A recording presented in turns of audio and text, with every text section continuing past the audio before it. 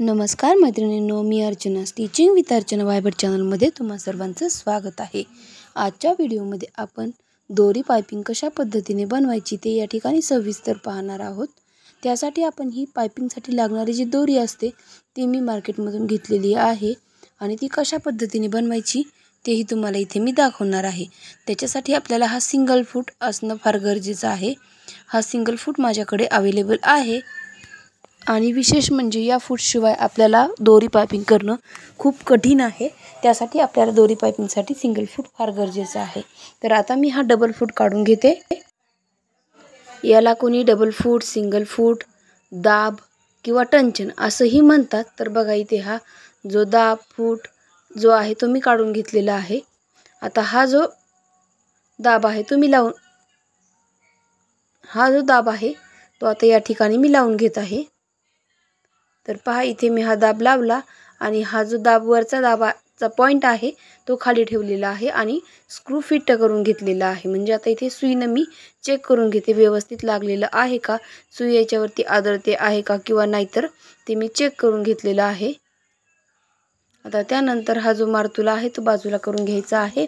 आता हा जो कपडा आहे तर मी याच्या 80 सेंटीमीटर कपडा होता, याच्या तिरक्या अशा पट्ट्या काढून मी जोडून घेतलेल्या आहेत। तर या पट्ट्या मी जोडून घेऊन याच्या मी डायरेक्टली मला लागेल तसं मी वापरत असते, पण आता आज यावेळी मी काय करणार आहे, पूर्ण हा जो बंडल मी बनवलेला आहे ते पूर्ण बनवून घेणार आहे। बघा इथे 2.25 इंचाचा कपडा आहे। पूर्ण कपडा जो आहे 2.25 इंचाचा लेंथने मी घेतलेला आहे।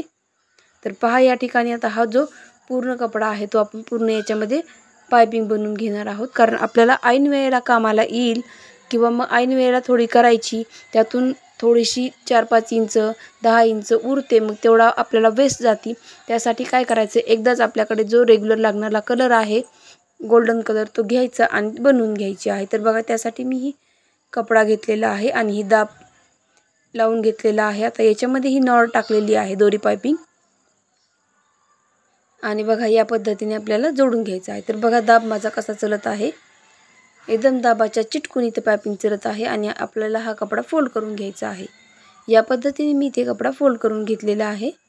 बघा किती व्यवस्थित आलेली आहे, कुठेही लहान मोठी न होता इथे मी व्यवस्थित करून घेत आहे। याच पद्धतीने आता मी पूर्ण पाइपिंग बनवून घेणार आहे। तर बघा मैत्रिणींनो, इथे माझी आता पूर्ण पाइपिंग तयार करून घेत आहे मी। तुम्हीही याच पद्धतीने करून घेणार आहात। फक्त त्याच्यासाठी सगळ्यात महत्त्वाचं तुम्ही कपडा पाइपिंग सगळं आणू शकता, पण आपल्याला टंचन हे महत्त्वाचं आहे आणि सिंगल टंचनच फार महत्त्वाचं असतं। तर बघा किती व्यवस्थित आलेली आहे पाइपिंग, खूप सुंदर इथे पाइपिंग तयार होत आहे। तर पहा इथे मी आता बनवून घेतलेली आहे। याच पद्धतीने माझ्याकडे 80 सेंटीमीटरचा कपडा होता, याच्यातली मी पूर्ण पाइपिंग मी बनवून घेत आहे। 1 मीटर होता, पण त्याच्यातून मी काही ब्लाउजला वापरलेला होता। म्हणजे अंदाजे हा 80 सेंटीमीटरचा कपडा आहे आणि 80 सेंटीमीटरमध्ये आपल्याला किती पाइपिंग होती तेही तुम्हाला मी मोजून दाखवणार आहे। तर बघा इथे या पद्धतीने माझी पूर्ण पाइपिंग तयार आहे। आता थोडंसं इथे जॉईंट करायचं राहिलेलं आहे, ते मी या ठिकाणी जॉईंट करून घेत आहे। बघा या पद्धतीने आपण इथे पट्टी जोडून घेत आहोत। तर बघा इथे पाइपिंग खूप सुंदर आणि नाजूक आलेली आहे। याच पद्धतीने तुमची ही येईल, फक्त याला टंचन असणं फार गरजेचं असतं। तर बघा आता इथे माझी पूर्ण पाइपिंग इथे तयार होत आहे। इथे कपडा खेचायची वगैरे काहीही गरज लागत नाही, फक्त पाइपिंग जी आहे ते टंचनच्या शेजारून चालली पाहिजे। पाइपिंग जास्त दुरून चालली नाही पाहिजे, कारण मग गॅप जो आहे तो जास्त पडेल। इथे गॅप न पडता पाइपिंग चालली पाहिजे। तर बघा इथे कुठलाही प्रॉब्लेम न येता पाइपिंग इथे व्यवस्थित चालल्या जाते। इथे आपण आता दोरी आणि इथे शिलाई कट करून घेणार आहोत। आता आपल्याला याही साईडला जो कपडा उरलेला आहे तो फोल्ड करून घ्यायचा आहे। तो कसा घ्यायचा तेही तुम्हाला व्यवस्थित दाखवणार आहे मी आता। तर बघा हा जो कपडा आहे या साईडला थोडासा फोल्ड करायचा, पाइपिंग वरती गेला नाही पाहिजे। या पद्धतीने आपल्याला इथे कपडा फोल्ड करायचा आहे, कारण पाइपिंग जोडताना तो वरती दिसू नये याचीही आपल्याला काळजी घेतली पाहिजे। त्यासाठी इथे आपण टीप टाकून घेणार आहोत आणि ही टीप आहे एकदम कडेला टाकायची आहे, मध्ये कुठेही टाकायची नाही, एकदम साईडला टीप टाकायची आहे आपल्याला। बघा या पद्धतीने मी इथे साईडला टीप टाकून घेतलेली आहे। या पद्धतीने आता मी इथे सगळी टीप टाकून घेणार आहे। बघा माझी टीप किती साईडला आहे आणि हा एक्स्ट्राचा जो कपडा आहे तो आपल्याला कट करायचा आहे. जिथे आपले कापडाचे जॉईंट आलेले आहे तिथे थोडेसे कापड दिसतील तर ते काढून घ्यायचे आहेत आपल्याला. तर बघा इथे मी या पद्धतीने पूर्ण टीप टाकून तयार केलेलं आहे इथे.